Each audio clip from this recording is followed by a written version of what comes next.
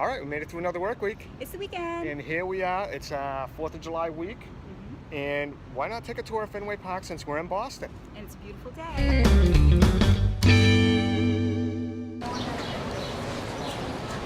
Is that a real ring? It certainly is. That's the real McCoy? Yep.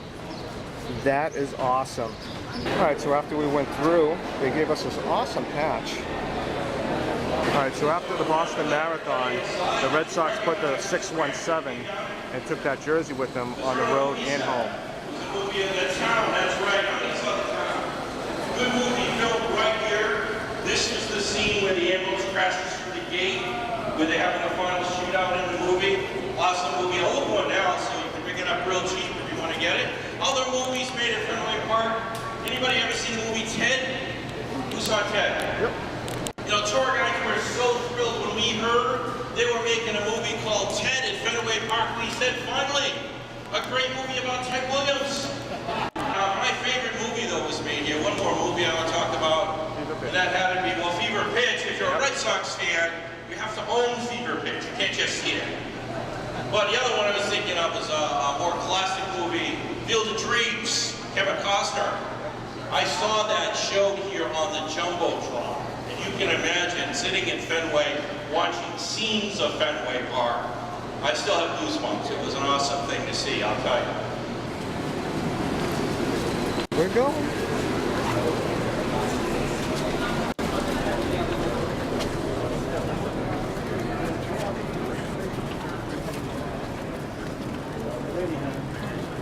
Wow.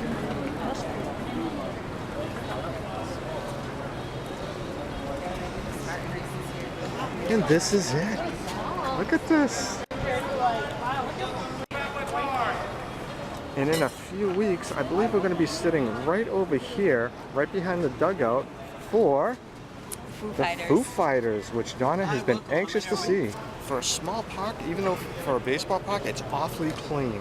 I mean, I'm looking around going like, wow, this place is clean. It even smells clean. It does, it smells clean. It's like Mr. Clean was here. Let's see where the visitors going. Let's go check it out. Wow. Yeah, come on in. I will repeat this for people if they can't hear me in the back. If you're a Yankees fan, this locker right here, 47, that was Derek Jeter's locker. He always chose that one because it was right near the tunnel out to the dugout. I like to get on the field as soon as he could. And that was Derek Jeter's locker when he came here. Pretty cool. Oh, there we are. It's like a Disney wall, you know, like. Oh yeah. And instead of the blue wall or the purple wall, Donna's at the Red Sox wall. Because folks, you're sitting in the oldest seats in baseball. They're 84 years old. Put here back in 1934 by Tom Young. 1934. And I mean the same seats, the same wood, the same metal. Let's pretend you're a fielder.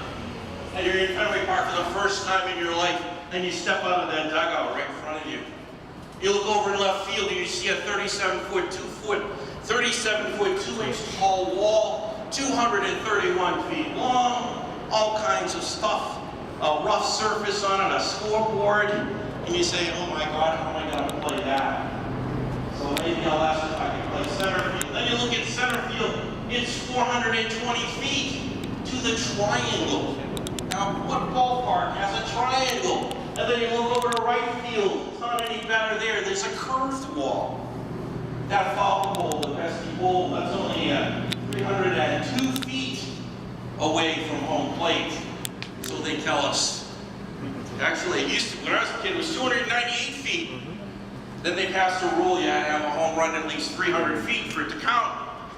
Suddenly that wall, it kind of moved about 2 feet overnight. So it's 302 feet to that foul pole, and then a curved wall takes you to about, 380. And you try to play that curve, and you stand back waiting for the bounce, and you see it doesn't. It kind of follows the flow of that wall.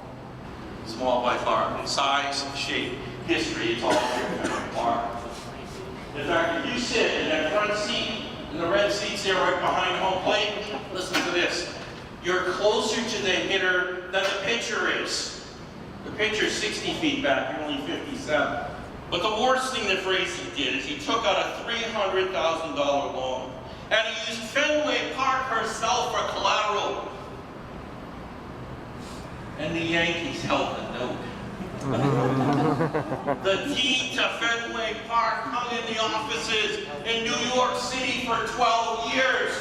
Can you believe that, sir? I'll tell you, I can't either. So we were pretty happy when this jockey came by in 1934 and purchased the team and the park for $1.2 million. A lot of money in 1932. I give lots of tours and even season ticket holders. I take them in here and they say, I didn't even know this existed before. Oh, wow. This is a place kind of special. It's old school.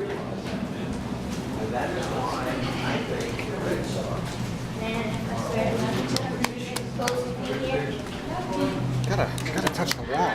Gotta touch it. Just look at it. Up there. And I see sodas in there. See if there's any beer on tap. No one's looking. Let's go. No, where's in the juice? What happened, where you're standing was not part of Fenway Park in 1912. This building we're in was built in 1914, and it wasn't owned by the Red Sox until 1955. So a private organization owned this building for all of those years. So right over here were the seats. Then there was a wall here, and then this was a separate building. And what did they do with this building? They stored cars here. These doors here, which is another thing people don't see when they come, the leftover remains of the crate elevator that they used to use to bring the cars up to this level. Now that tunnel we walked through was called the Steel Bridge. It was put here when this was after being used to store cars, it was a radio station. And the broadcasters didn't want to go all the way down and around through the gate to get in, so they put that little passageway in for them. And today it just makes it nice, easy to walk up into this part of the building. So, advertisement for gas where there is no gas station. You got a pen on it or a marker? See, everyone who comes up here, they put their names on it. And every year it gets painted over, so your name is actually in there forever. Oh, wow. It's years and years and years. If the ball comes up here from home plate and hits up here, it's a home run. So we are 37 feet and 2 inches above the wall. Scary. I remember seeing Manny Ramirez on TV hit a home run over that light tower. That is insane. That's insane. Over that light tower. so where do you see that place? It's air conditioned. Stairs, my arch enemy. Ooh, there's grass. This is very nice. I want to come up here. I want to be up here. This looks nice. So here we are underneath the Coke sign at Fenway Park, and this is like really, really cool area. I would love to see a game from up here. This is so cool. How cool is that? It's 1975. Welcome to Game 6 of the World Series here at Fenway Park. We're playing the Cincinnati Reds. Goes on and on into the night. It's a tie game. It's 12:34 a.m. the next morning. We're still playing baseball here at Fenway Park. Went up to bat comes Carlton Fisk, our catcher. And ladies and gentlemen, he takes a wild swing. He hits a long fly ball to left field. It's high. It's deep. It's got the distance, but is it going to be foul or is it going to be fair? He doesn't know. So, as he's running down the first baseline, he's doing this. Go fair, go fair, go fair. It's Fenway Park.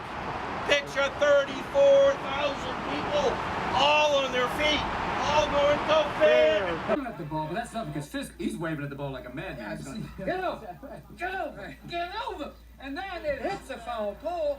Oh, he goes apeshit, and 35,000 fans, you know, they charge the field, you know? Yeah, and he's fucking blowing up. He's like, go get on the get away! Can you fucking believe you had tickets in that fucking game? Yeah. Did you rush the field? No, I didn't rush the fucking field. I wasn't there. It wasn't until 2004 that we reversed the course. And then we won again in 2007 and 2013 And 2018. Woo!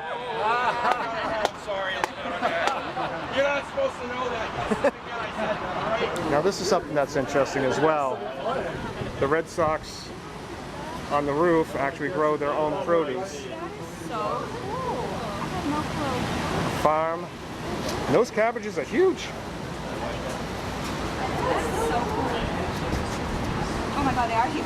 Yeah, I told you. Looks like a Cabbage Patch Kid's gonna be popping around it. That almost looks like something from Invasion of the Body Snatchers down there. I don't know if one of those pods are going to be someone's bed at night. That is so Here's the lesson where Jerry Remy does his talking.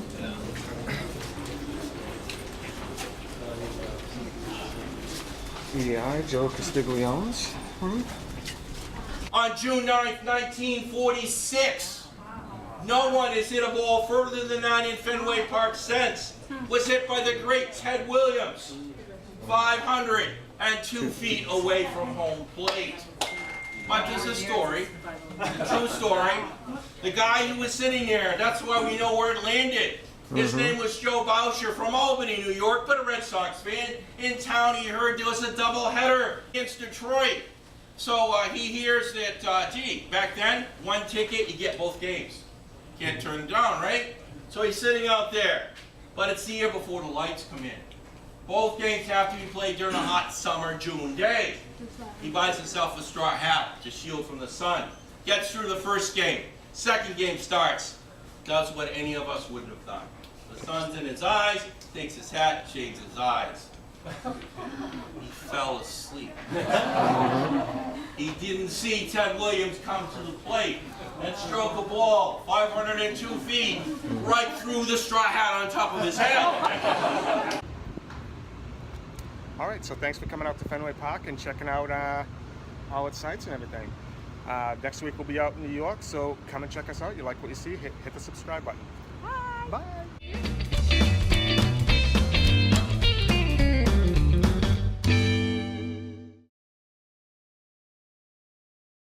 Alright, so one of the things you see outside of Fenway is the retired numbers. Jackie Robinson is in blue, 42, because he's retired. His number is retired throughout every single team.